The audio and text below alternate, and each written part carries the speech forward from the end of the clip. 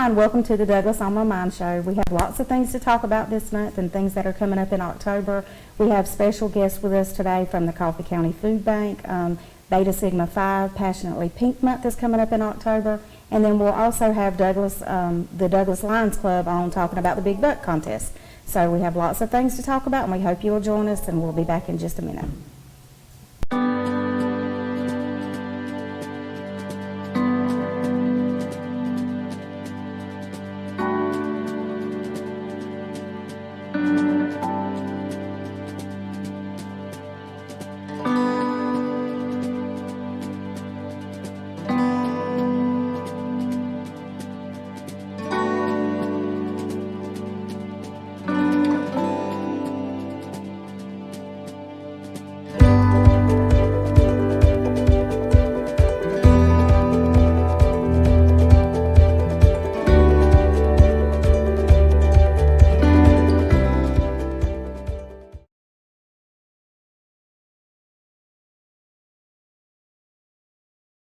Welcome back to the Douglas On My Mind Show. I am here today with the Coffee County Food Bank's volunteers, Allison Woodward and Miss Kimberly Lott. We appreciate y'all being here today to tell us about this awesome organization that's formed and this, I was going to say business, but it's not really a business, but this gift to our community that y'all have started.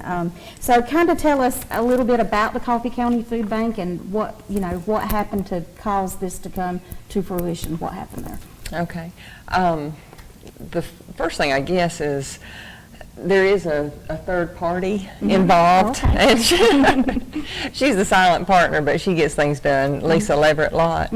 And she came to me after we had done a few things together, giving out food and in the community over the years, and she just felt like it was just a passion of hers to get a food bank started. And I think it pretty much went the same way with Kimberly. They had the same conversation, and she began looking for good places to possibly have it in Douglas, and we found the old Premium Properties building, and it's just kind of snowballed from there. Right. So. It's kind of like a blessing was laid to y'all. I mean, it's exactly. Like it just happened. You thought about it, and it just started happening. It did, whether we wanted it to or not. Yes, exactly, exactly. So how did you acquire that building, or what happened so that y'all could actually be able to take possession of the building? It was actually Lisa's connection with the bank. So it is a bank-owned property. Okay. So we were looking at different places. The building was the biggest roadblock for us. Right. And as soon as we received clearance that we could rent that facility with the hopes of possibly owning it one day, it was definitely confirmation that God continued just to open doors. Right. Literally was just one conversation, and it's just been like a wildfire since then. Yeah, now, when you talk about getting a building, now you said it was the old Premium Properties building, and that was an office, right? I'm sure there wasn't exactly everything that you needed to have to open up a food bank in I want there. to say there was like 30 little tiny compartmental offices everywhere, And I remember thinking, you've got a bigger side and we've got a smaller side, and we were like, this is a food bank. We only need this small side. We won't need that other side for years. Yeah, right. No, that's not quite how it's gone. So how did you, what type of things did y'all have to do? I'm sure you probably had to put it, do y'all actually prepare food there, or tell us what you actually do there? Okay, alrighty. We get most of our food from the Second Harvest in Valdosta or Tifton. We used to have one here in Douglas, but now they're in different places. So we usually make an order or two every week, and there's canned food, there's frozen meat. Sometimes we have milk from Salvation Army that we help distribute. We get fruit from Nature Ripe over in Alma. So, and then over the summer we had a lot of farmers that would give food as well, produce. They would just have extras, so we would just bag it up and give it away. But from Second Harvest we get, I covered that. But anyway, and so that's pretty much what we do. We box, so we have volunteers that box food. We have volunteers that go out and meet the cars. Because of COVID, nobody comes in the building, and it's turned out to be just a great way of dealing with it, having a drive-through. So they stay in their cars. We take the information that, because Second Harvest is a government affiliated food bank. No, it's not a food bank. Distribution warehouse. Distribution. So there is paperwork. So there are qualifications that they have to meet. So we have to have the application. We do the photo IDs and a couple of other things. And once we get that information, we decide how much food they get, and they can come on a monthly basis. Right. So Wow, that's pretty much what. So tell me, how do you, or how many people have y'all served, or how do you determine who gets served and things like that? Tell us like the process and the number of people that y'all have served since you've been open. Okay. So far, we've been open since May the 26th, so it's only been a few months. You opened right in the middle of COVID. I mean. Exactly. That's right. Well, and that was one of the jump starts because we were concerned that there were so many people that needed, these just basic needs. So it was on our heart. So It stemmed through, we did a food box distribution for several churches, Grace Point, Good Deeds, First Baptist, in the parking lot at First Baptist. And we served 140 families, and that was kind of what stemmed, really put a fireball behind us. And I bet you served 140, and there was probably still more that may have wanted or needed to be. And exactly. only do 140, right? How do you? What was kind of like your highest month? I mean, you don't have to give me an exact month, but kind of your highest month. Well, in all, we've served over 2,300 families. That's how many participants or clients that we have on our list, our database. Right. And then in August of 2020, we served over 700 families. But when that breaks down, and you've got a total of over 2,000 people in those 731 households, and there's 736 children that were able to have food on the table because of this, and over 300 seniors. So it's an amazing program. Like I mentioned earlier, it is a monthly thing, so we're not trying to give out enough food for a whole month, but at least we're trying to give food for a week, so they can take the money that they would have used for food, and maybe they can bankroll it into something, into paying other bills, trying to get caught up or whatever they need to do. And we're not just for food either. I mean, that's a physical thing that everybody needs, and it's hard to concentrate on anything else if you're missing one of those. Exactly. So, but everybody that comes hears the gospel. We've prayed for people because that it doesn't matter how much food you've got in your belly, if you don't know Jesus. And that's mainly what we're trying to do. We're just trying to be followers of Jesus, do what he did. Right, so it's really a ministry of sorts. Exactly. I mean, because you talk to people, I mean, whether, but you don't deny anybody whether they believe or don't believe. Exactly. But maybe, you can talk to them and touch them, and they will come to believe. That's right. And and that's between them and God. That's right. We're just told to tell, and God will decide. And but we've not had any kind of negative response, because we always ask, can we pray for you? Is there something that you would like for us to pray about? And there are all, everybody's just like, thank you. I mean, most everybody, I've never had a negative anything. They probably think y'all are angels sent straight from heaven. I mean, really, and it takes a lot of people to do something like this. Right, it's not just us two. It's not just me and Kimberly and Lisa. There are so many people that have come out and helped us with the building itself. They've given their time and their yes, exactly. Air conditioners and lights, donating so many things. Every time we turned, there was a need. It was like God put the right person in our path without even asking. It's like, let us do that. We're like, we're not asking you, and they're like, but we want to. Right. So that's been a blessing to see our community just come together and support as well. That's one thing I know about Coffee County. Just our community is just a really good community. It really when is. they see a need for something, we have people such as yourself and the rest of the guys and girls that have helped y'all step up to the plate and see that we have that need met in Coffee County. Exactly. And food is definitely an issue. And I know during COVID when school was out, that was one thing the school system was worried about, was some of the kids that, That's that exactly wouldn't right. have any meals.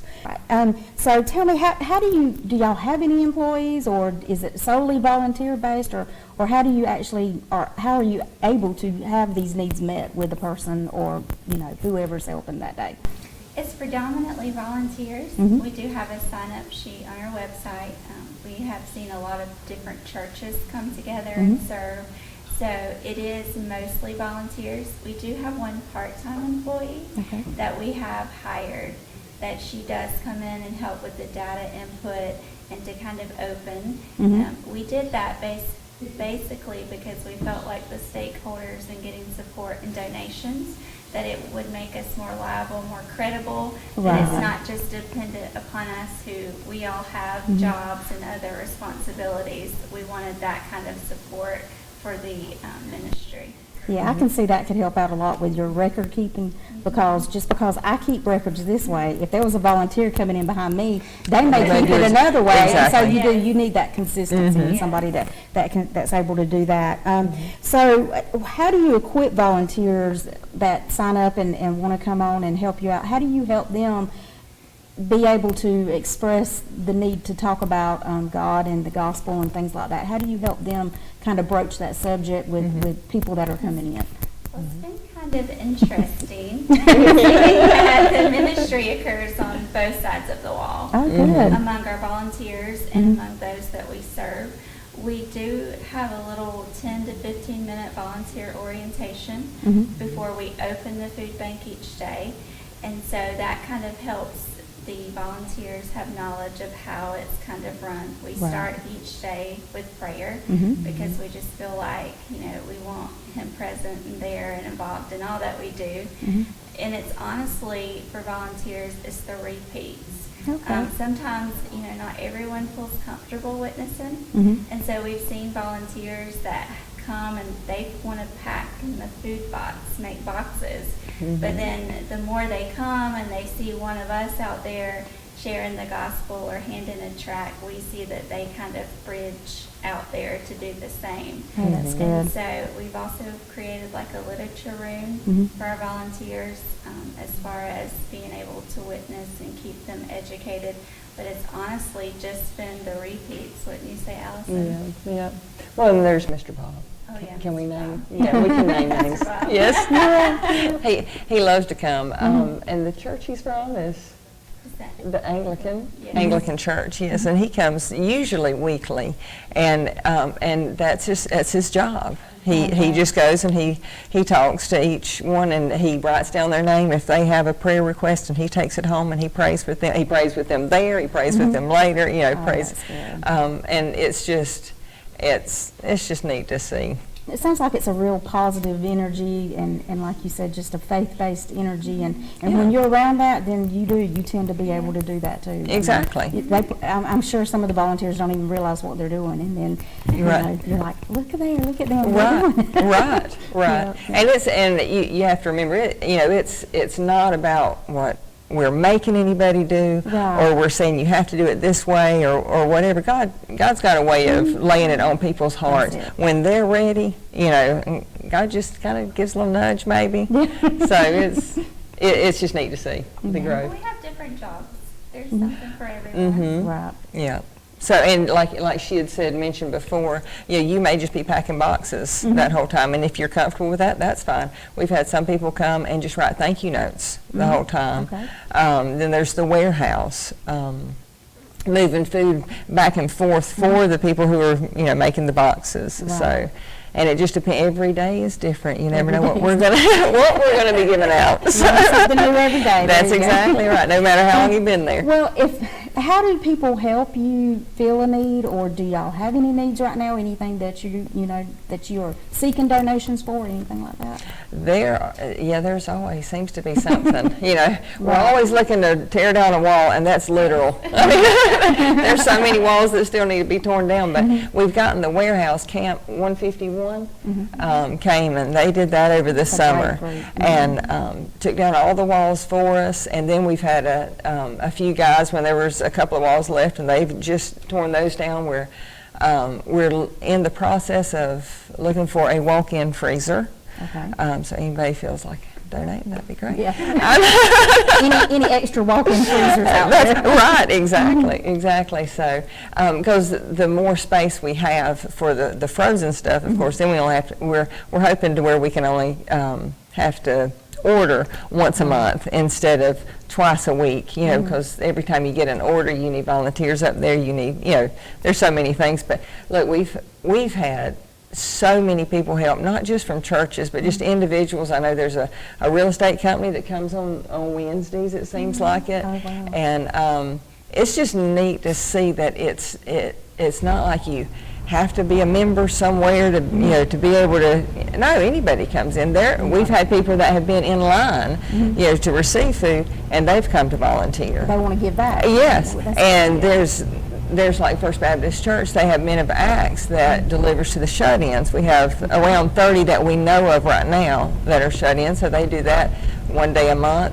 But then we also have people that are in line and they say, I'll deliver to my neighbor, you know, they'll have the credentials or whatever. And I know one lady that delivers to half a dozen people. She gets her food and she delivers to the others. She's a volunteer. Exactly. Yes, that's right. That's right. good. She's wanting to help someone else. So Exactly. That's what it's all about. And I think it rubs off on people. You know, when you see people acting like Jesus, you kind of figure out that's a pretty good way to be. Right. Well, we sure do appreciate the fact that the Coffee County Food Bank is in Coffee County. Yes. We do. We really appreciate everything y'all done. And I hope that it continues to grow. I know, you know, that hopefully you'll become too big for the building that you're in and I'll have to find another one. Oh, well, you never know. You never.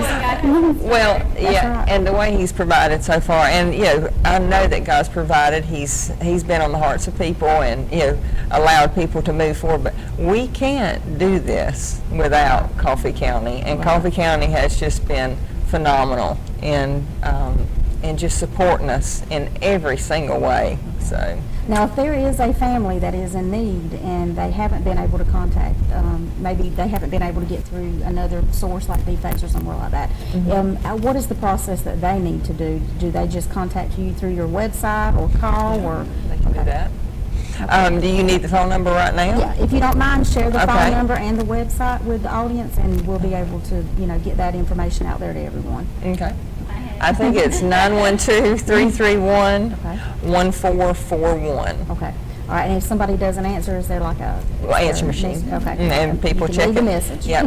We have an employee that takes care of that. At least one. Right, All right. Well, right. again, I appreciate you coming on and talking to us about it. And if there's ever anything that we can do, you know, to get the word out about something that's coming up, just let us know. And we'll be more than happy to help. Appreciate it. Thank you so much. Thank you. And we'll be right back after this.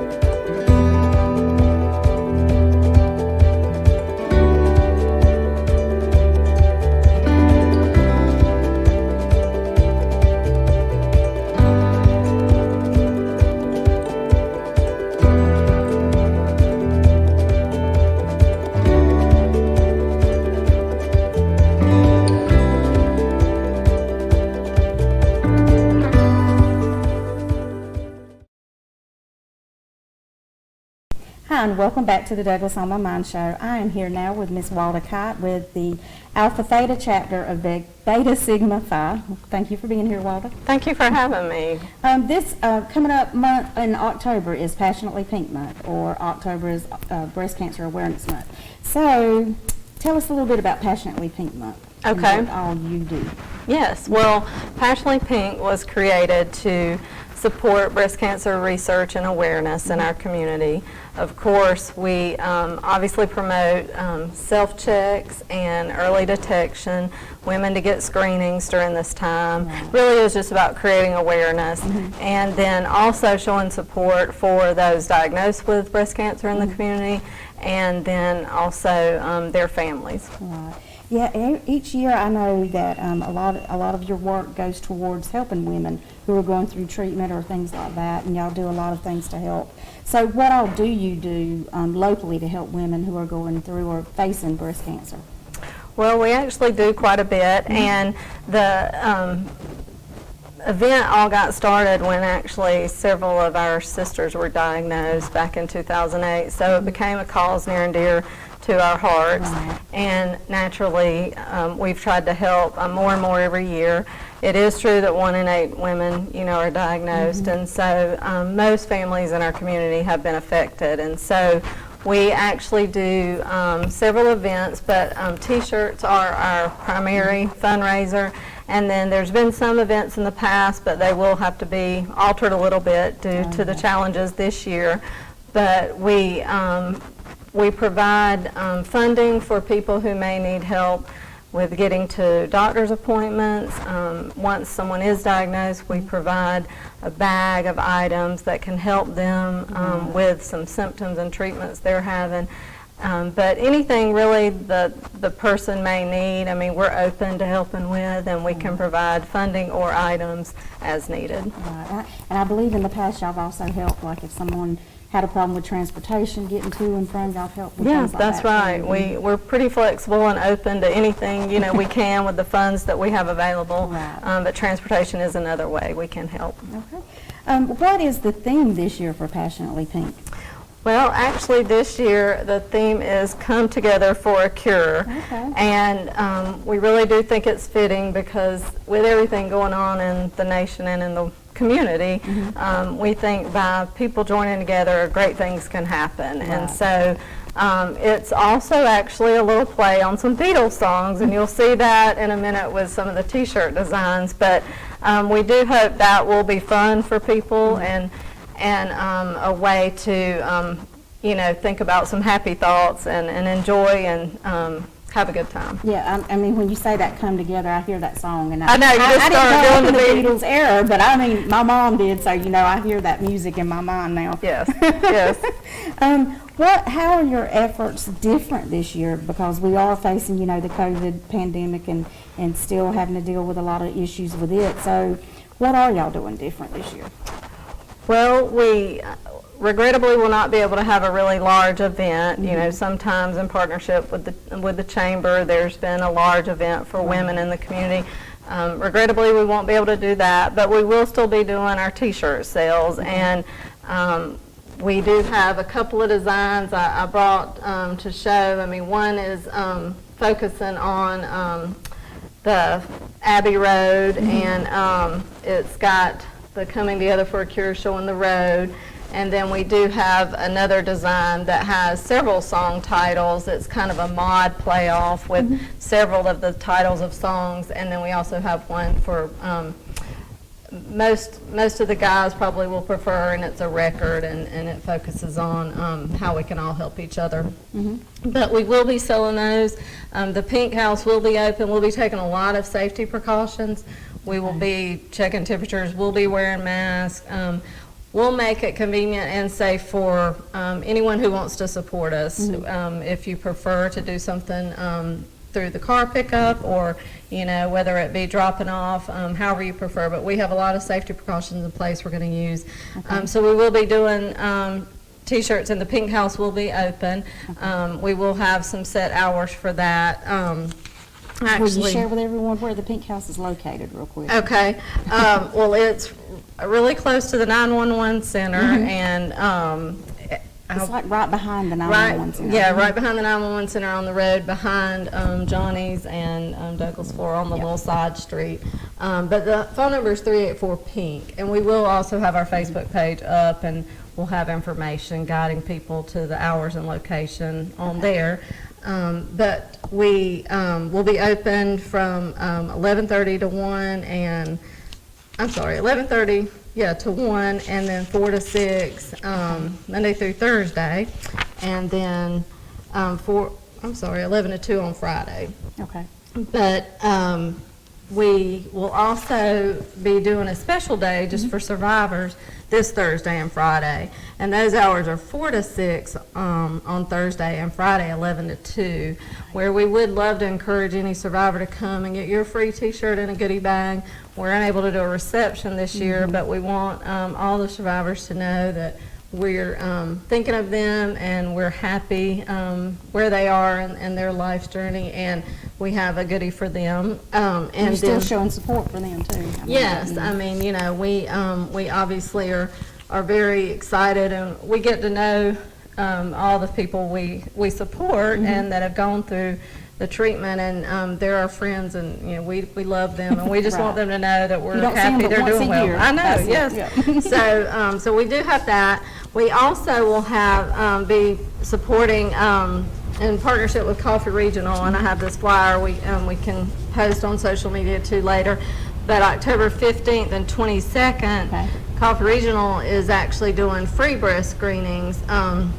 You do have to call and get an appointment because there are limited slots, but it'll be 5 to 7 both days.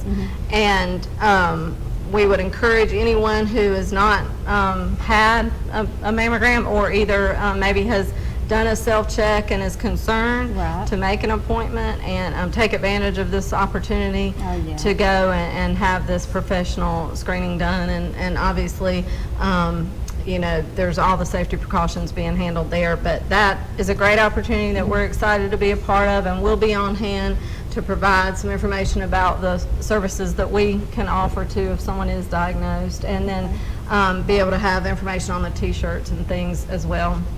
And then we also are doing an online cake auction, so that'll be all online, and then we are very excited and thankful to Dolores' Florists for doing a floral raffle. They do an arrangement for a month, and you can win one a month all year, and tickets are only $5. And, wow. I mean, the arrangements are beautiful. Yes. I keep wanting to win every year. I haven't, but maybe this year's my year. But we're very thankful they're doing that, and we're going to be doing that. And then if anyone has any ideas that are safe or could be done this year, we certainly would love to hear them. But those are what we have right now. Right, yeah, it's a tough year for a lot of our nonprofit groups to try to raise that little bit of money that helps them, throughout the year to help other people. I mean, so even if you don't want to buy a t-shirt or anything like that, they are more than welcome to donate, I'm sure. Yeah, we would certainly accept donations too, and you can contact the Pink House 384 Pink, or look for us on social media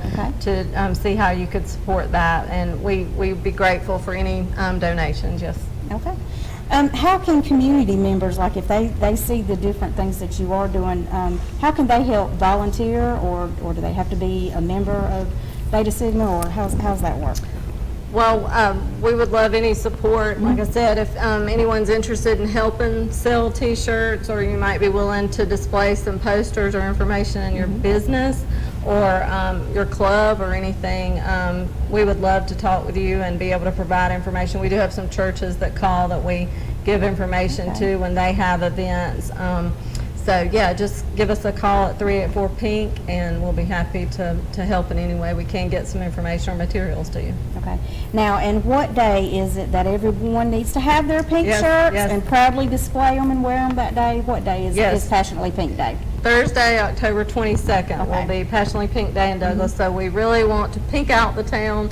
We encourage all the schools and businesses and clubs to get involved, and do order early, because again, with supplies this year, we want to encourage everyone to get their orders in early to ensure they get their shirt. But Thursday, October 22nd will be the official Passionately Pink Day in Douglas. Okay, well, we look forward to it every year. I know we do at our office. But thank you for being here, Walda. Thank you so much.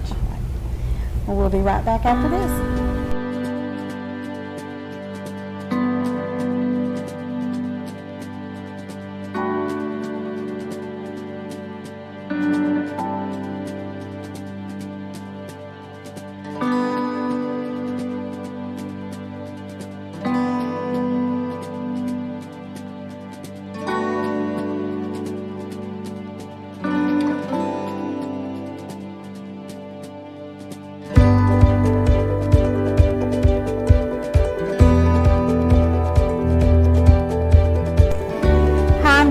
back to the Douglas on My Mind show. I am here with Miss Kathy Williams with the Douglas Lions Club. She is the membership chair and club administrator with the Lions Club. And Kathy, thank you for being here. And my pleasure. It's gotten a little cooler outside, and it's hunting season, of course. And every year in Douglas, I think a lot of people have come to really depend and look forward to the Big Buck contest that the Lions Club, that's their annual fundraiser each year.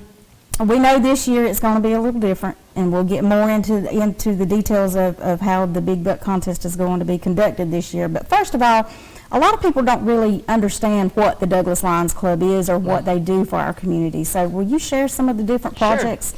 Sure. Our Lions Club is celebrating its 84th year. We were founded in February of 1936. When people want to know how old we are, I always say we're 6 months older than Francis Lott, who was one of our lifelong members, and it keeps everybody in a good mood with that. But it is a service organization that is not only local, but it's statewide, it's countrywide, and it's worldwide. Our club is a service organization that helps the community through various types of service programs that helps your community be a much better place to live in, and it transfers out across the world as well. A few years ago, I had the pleasure of going to Ireland, and that was a goal of everybody on the trip that were Lions. We want to see if it really is international. Is there a Lions sign in Ireland? And there were. So that, for me, made me know that it really was a worldwide organization. But being a service organization, we have 6 definite formats of what our programs fall under. Number 1 being eyesight conservation. We were asked to be Knights of the Blind in 1925 at the Lions International Convention by the very well-known Helen Keller. And we took up that lamp, and we have carried it forward for all these years, and our club is very, very involved with recycling of eyeglasses and sending them to third world countries, helping men, women, and children of all ages be able to have eyesight through our eye screening programs. We have a hunger prevention program where we do canned food collections, and since June we have been doing free food of fruits and vegetable distribution once a month through the USDA and Farm Association in a sideline from the COVID-19.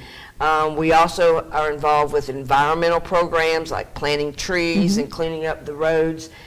Youth programs, we have a Leo Club, which is a youth-based Lions program to where you encourage the youth of our country to start understanding that they have to care and help others, because our international motto is kindness matters as well as we serve. So you teach them young, and the Leo Club in our community is very, very aggressively productive in our community. They are. And we're very proud of them. And we have Diabetes Awareness, which is a program that we've taken on the last few years because diabetes can be it can affect your eyesight. It helps, it hinders your eyesight. So paralleling the two, you help people to understand the dynamics. So usually at the health fair, we'll have pamphlets. At the food distributions, we were passing out pamphlets. Some of the clubs across the state do stride walks, and there's different ways to help. So we're always open to finding other ways to help with the diabetes awareness program. And last but certainly not least is our patriotic in our hearts, where you will see the hundreds of flags across our community on all the national holidays. We put our flags, American flags, up, as well as our Lions banners, to show our support, of being U.S. citizens, and we're very proud of our country. So that's, and we pick up on other programs, and tag them up underneath these headlines, and we're willing to help other programs within the community with their projects as well. Right, and another program that y'all have is also the Childhood Cancer Awareness. You help out a lot with that during the year. What are some of the different service projects that you've taken on over the years? In the eyesight conservation, we do screenings. when Southwire does their big backpack, we do screenings for free. And then we also do them at the health fair, but we've been told the health fair is going to be done differently this year. We do food drives. We have scholarships also there's 7 of them at the college, and there's 1 at the Wiregrass. We have 2 at CCA, and we have 2 at the high school. And, you know, the different programs that we help with, it's a little bit ironic. The majority of the programs within this community, such as Night to Shine and the Childhood Cancer Awareness, the Beta Sigma Phi's, Passionately Pink, Relay for Life, the Swine Show, Boy Scout programs, and on and on. Most all of these programs have a member on that committee that is a Lion as well. Right. And that Lion will bring that need to our program, such as the Call to Care that came to us and the food bank that's come to us. These groups and the Hope Center, these groups have Lions that are actively putting in sweat equity, Right. and then we make financial donations when possible as well. So we help them on both levels. you know. Right, I believe at one point last year that I think the Lions Club had given like over $30,000 locally, just to Right. different charities and Yeah. organizations locally. And then we have 4 statewide programs. We have the Lions Club International Foundation, which any natural disasters, all these tsunamis and everything, Lions International Foundation is one of the first groups there with help, Right. and they stay long Right. after a lot of others go. But that's another one of our arms of helping, and it's something to be very, very proud of, to It know is. how far our arms reach. It is, it is. So, this year, the Big Buck Contest. Yeah. How is the Lions Club going to manage to pull off the Big Buck Contest? Let me tell you something. When we realized that it was going to have to be a very different format, because all of these programs that we help with, they have to have financial backing. Right. And I will say, hats off to our Lions Club president this year, Jolynn Grantham. She has really not been afraid. This is a Yes. very nerve-wracking, and all the other programs that you've been talking with. It was not easy to try to figure it out, but we had several meetings, and the heads that came together and said, what about this? What about? A lot of them had already been thinking about it, and so we have already been doing some Zoom programs and live remotes on district level and training level. Right. So we put that in there and just started tweaking it, and we came up with a format that actually is working, and it's a lot less stress to pull this together, honestly, Right. because everything that you have to pull together out at the gym that day, it takes months and months to plan, and that's some time that we don't have to stress on at this Right. point, and you can have this event in this format. It's two-sided. We will still be live during the hunting contest, but then the raffle drawing will be remote, because you have to keep your numbers down of attendance, you know, actual people in attendance. So the format that they've come up with, it looks like it's going to work really well for us. Yep, and as people purchase tickets and all for the Big Buck Contest, I guess this whole format and all will be explained to them, how they can find out if they've won or... Yeah. different The things way like we're that. doing it, the hunting contest is the first aspect. You buy if you're a hunter, you buy your ticket for the archery, and it covers you for the archery, the primitive weapon, heaviest doe, youth, women, and rifle category. And it's Right. $30 for the ticket. The biggest plus for everybody this year is you do not have to be present to win your prize, because Right. you can't be present to win. Right. And that's been a kicker for some people in years past, to not buy as many tickets or whatever. But this year, the hunting contest will still be scored. If you kill anything up to rifle season day on October the 17th, you take them to Merritt's Deer Processing Right. and register them in our log there, and then you will bring the antlers to the Coffee High School gym that morning or that afternoon, and you can have it scored. Right. And then the 2 highest scores in each one of those 6 categories will win a cash prize. those will be announced. Your name and your phone number is on the tickets. Make sure you have a working phone number on that ticket. Yes. I will be digging through Facebook to try to private message you that you won, but we want to be able to call you and say, Right. okay, here's the 12 winners, and we'll tell them where to go pick up their checks. The raffle will then be remote. That night, we have 50 guns, we have some grills, we have a four-wheeler. hunting, we have a four-wheeler, we have a hunting trip, and there's a shopping spree at Norris Shoes for $1,000, and there's all of these different prizes are on the poster, and you can see that on Douglas Lions Club Facebook page, and on my Facebook page, on Blondell's Facebook page. We have it plastered everywhere that we can, and all those and 50 guns, a variety of them. Those will all be drawn for that night at a remote location, and we will be live on Facebook. Right. Now, just if you don't happen to be around to watch it live on Facebook, those 50 gun winners and the other winners for the other grand prizes will, again, all be notified via their phone number, Right. through Facebook, and it's going to be posted in the newspaper, on Douglas Now, on our Facebook page.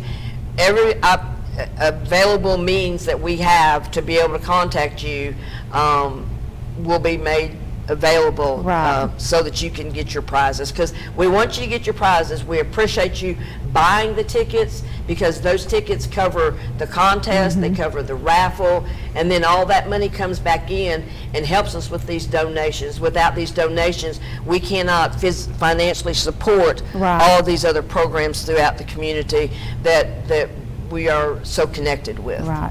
We really need people to buy those tickets this Yeah. year and buy them early. I mean, And they're already on sale. They started a couple weeks, but archery season is already in play, and we have quite a few locations that you can get the tickets at.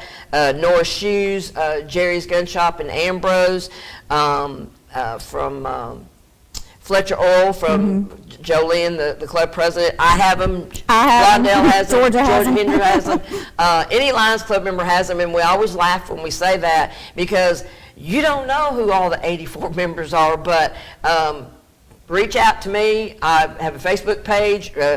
Private message me on the Douglas Lions Club Douglas Lions Facebook Club. page. We'll get you some tickets, but they will always be at FNBCC, D&B Bank. We know that those are opening up now to where we can get them out there too, but we'll get you the tickets, I promise you. Right, right.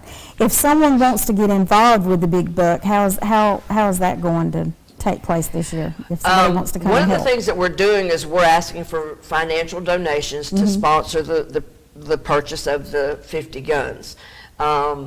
And help defray the cost on the four-wheeler and the cash donations or cash prizes for the hunting contest. If your business has not been contacted yet to make a financial donation or to participate, you can contact Jolene Grantham, you can contact myself, or Blondell, or Aaron Sherrill, or Randy Stallings. Any one of us can help you. We can come to you and pick up the donation. Believe me, we will find you if you give us a donation. We're a 501(c)(3), so your donations are tax deductible, and that's great. And that's helping, and people say, well, I didn't win. Yes, you did. That $30 helps with all of these programs. So if you don't win one of the 50 guns or one of those prizes, just know in your heart that you did help this organization continue to help this community in the very large way that it does every single year. And it's only possible through your support of this program that we host each year. Okay. Now, we touched a little bit on this when you were talking about the contest, but the hunting category, will you talk about those different categories again? Okay, there's the first one is your archery season. It started September the 12th, and that's in play now. Then next is primitive weapon, muzzle loader. Then you also have heaviest doe. Then there's a youth category, Okay. and then there's a women's category. I think the guys didn't like that women were winning the overalls quite a bit, so we got to ask for a women's category. And then there's the rifle season. So Okay. all of those categories have a first and second place. It's $250 for first and $125 for second place. all All of those up to rifle season, you will take your whatever you've killed in any category, you'll take it out to Merritt's, which is our official registration location, and they have a log book out there under each category. You register your deer there, and then you can go ahead and process it. You know, if you're going to go have the meat processed, you'll take the horns, but if you're going to have it mounted, you'll cut it off at the head. Right. Hunters know the differences, but you need to bring the whole deer there and have it registered, then you can go do whatever with it. And one really, really, really big and important thing that they need to have is they need to purchase their ticket before they kill the big buck. Yep. Yep. You must have that ticket before you go. If you're going hunting, have your ticket purchased before. Don't go kill that biggest one you've been looking for 15 years. Right. Oh, now let me go get it. No, it just It gotta needs to be. Yeah. Cart before. Yeah. If someone wanted to be a part of the Douglas Lions Club, what would they need to do? Get in touch with me. She is the Please. membership chair. I'm the membership chair, and I love doing this. Right. Would you like to be a member of the Douglas Lions Club? That's all it takes.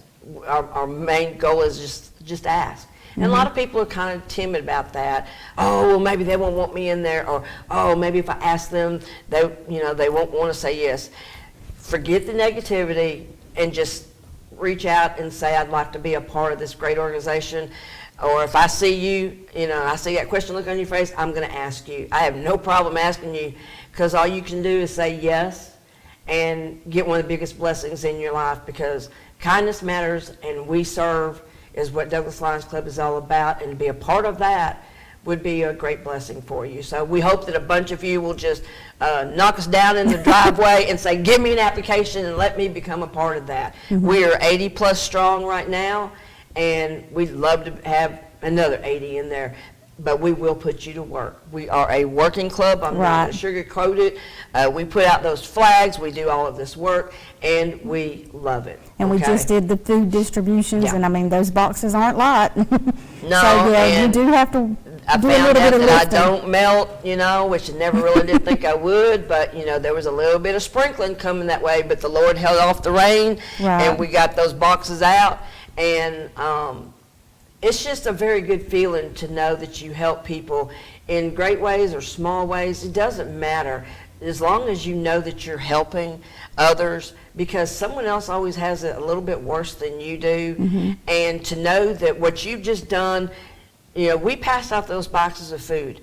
None of us know how much that helped that family that day, but a couple days later you might see one of them and say, and they'll come up to you and they'll tell you how much it meant. Right. And it's a blessing, we don't take it for granted, Right. Everybody needs help sometime, and That's that's what right. we're here for. Well, thank you, Kathy, for being here today, and I really appreciate it. And I guess I probably should have named this my kindness segment, because I mean it's like everything that we've talked about so far on this show today is been about helping people, Yeah. from the food bank to Passionately Pink Day to the Lions Club Big Buck Contest. But And I know even with the COVID, it might be putting a little bit of a strain on how the groups are going, but you've seen through all of them, they've found a way around it, and because it's very important to them to be out there and help. Right. And that's what I've noticed every single year with every single program that anybody puts together. This community comes together for every single one of them. You have the childhood cancer in September, and you come right behind it with the Passionately Pink in October and the Right. Big Buck, and all of them are supported, and are successful because everybody in this community knows that every single one of those programs are viable to this community. Right. And that's why it's a great place to live. So. Yep. All right, Kathy. Well, again, thank you for Thank being you. here, and we'll have to have you or someone else with the Lions Club on a little later, and maybe talk about some other things that they've got going on. Yeah, get Joe Lynn next time. All right, thank you. Thank you. And we'll be right back after this.